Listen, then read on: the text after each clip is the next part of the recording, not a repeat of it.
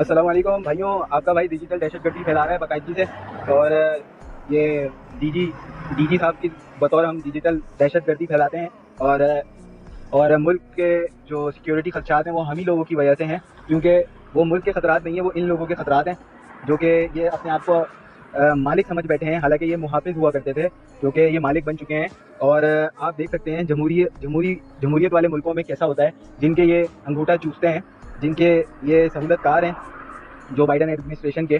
आपने देखा अमेरिका में सिक्योरिटी सीक्रेट सिक्योरिटी चीफ की जो सरजनिश हुई और किस तरह से किस अंदाज में हुई, वो आप और मैं बेहतर अंदाज में जान सकते हैं। वो सोशल मीडिया पे और यूट्यूब पे सारी उसकी वीडियोस मौजूद हैं, जाके देखें कि लोग किस तरह से सवाल करते हैं अपने सेलेक्टेड, जिनको ये लोग आवाम वोट देकर मुंतखब करती है, तो उनकी क्या इंपॉर्टेंस होती है जमहूरी मुल्कों में, कि वो आपको उस वीडियो को देखकर पता चलेगा।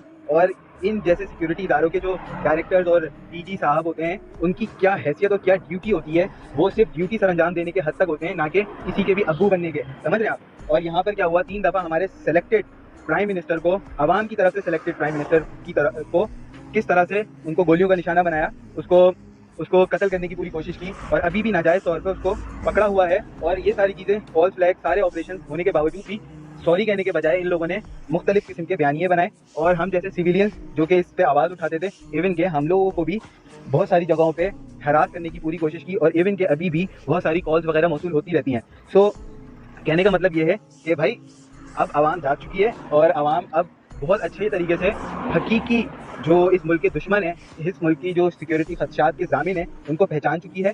वो हमारा फ़ौज का कोई सिपाही नहीं है, वो हमारा फ़ौज का आर्मी चीफ होता है। हमेशा से एक्सटेंशन की वजह से उसने हमेशा से मुल्क को नुकसान पहुंचाया है। और ये हमारा DGISI जो कि खुसरा है, खुसरा गर्दी इसने मचाई है पूरे मुल्क में, जो कि अपने 4 खुसरों को तक को पकड़ नहीं सका। ये सिक्योरिटी संभालेगा। इसको तो पहली दफ़ा में ही इस्तीफा दे देना चाहिए जब इसने खुसरो को नहीं पकड़ सका, क्योंकि ये खुसरा जब नहीं पकड़ सकते तो ये क्या दहशतगर्दी को पकड़ेंगे।